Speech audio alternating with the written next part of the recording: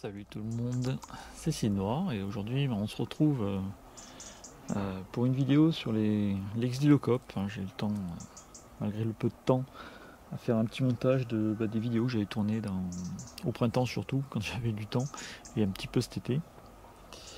Et donc en fait c'est le bilan de mes installations sur les nids de xylocopes, parce que vous savez que cette année l'objectif était de réussir à faire nicher cet insecte que je n'avais pas réussi l'année dernière. Et donc voilà, je suis assez content puisque j'ai réussi dans l'ensemble, on va dire, à les faire nicher. Donc voilà, le xylocope, c'est donc l'abeille la plus grande d'Europe, ça je l'ai déjà dit dans les précédentes vidéos. Et il suffit de voir cet insecte, quoi, il est magnifique. Déjà par sa taille, il est impressionnant, même si totalement inoffensif. Puis surtout, on peut voir ces reflets magnifiques violets là, sur ses ailes. Là encore, il est à l'ombre, mais au soleil, c'est vraiment. Je le trouve vraiment très joli. Donc là, il s'est niché dans un trou qui est déjà occupé.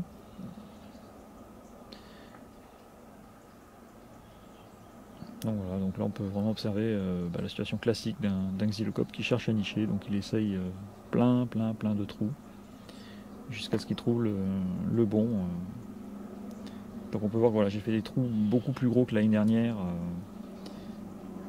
ce qui permet au xylocope de pouvoir enfin nicher, parce qu'en fait j'avais fait des trous trop petits, c'est pour ça que ça ne marchait pas.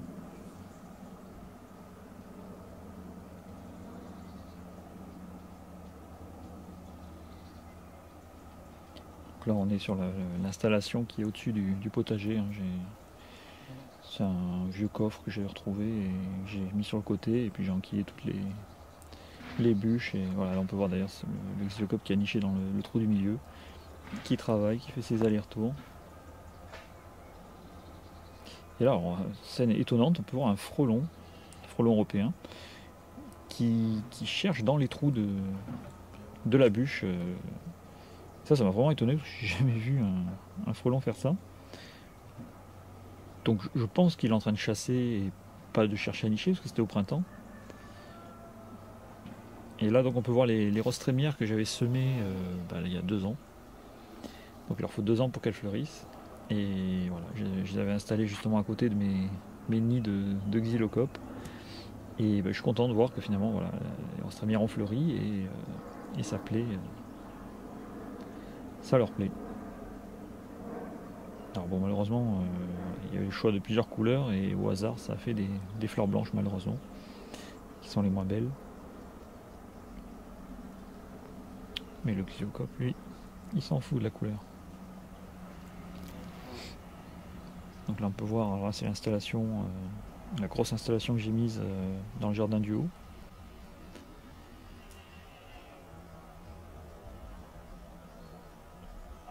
Et alors ça c'est une canne que j'avais installée à un autre bout du jardin. Et un xylocope s'était installé dedans. Et puis lorsque j'ai ouvert, parce que la canne était dans un sale état, elle avait été attaquée par un oiseau. Et je me suis dit tiens je vais finir d'ouvrir la canne, voir un peu ce qui se passe dedans. Et au début je me suis dit tiens c'est bizarre, il y a des olives dans la canne. Qu'est-ce que c'est cet animal qui est allé fourrer des olives dans la canne.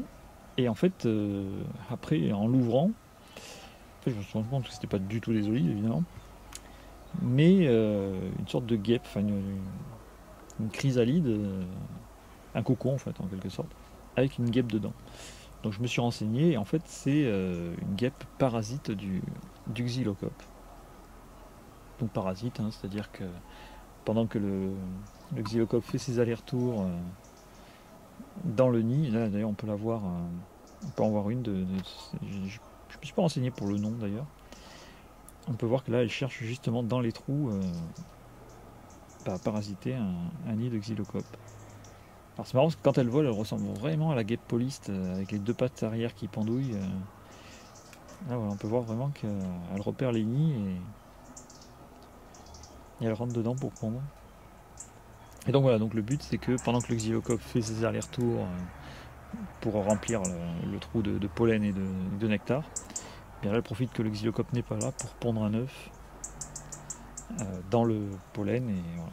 Après, le xylocope, lui, referme l'alvéole en pondant son œuf. Évidemment, le parasite naît avant l'œuf de xylocope et mange tout le pollen et le nectar. D'où le principe du parasitage. Le principe du parasitage.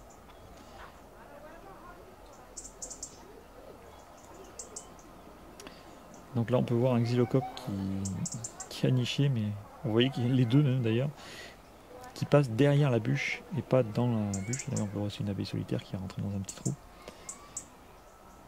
Et je vais vous expliquer plus tard pourquoi. Et alors là, c'est une bûche qui avait une forme bizarre. Et là, une abeille solitaire. Et donc la bûche de gauche, alors là c'est pareil, un parasite qui cherche donc à parasiter un des nids d'abeilles solitaires.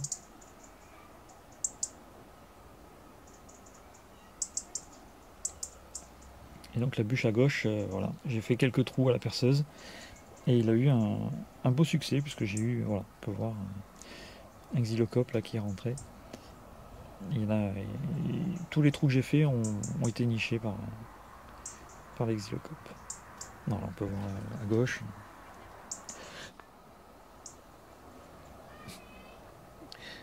Là elle me surveille, elle m'a vu.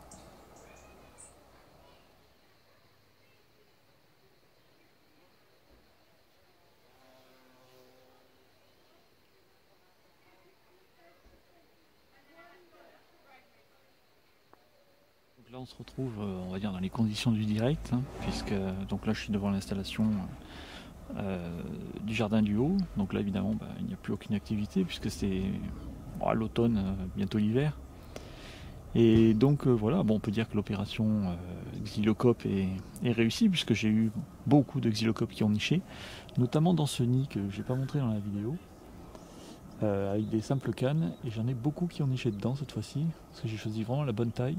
Je leur ai proposé beaucoup de choix pour nicher et du coup ça a bien marché.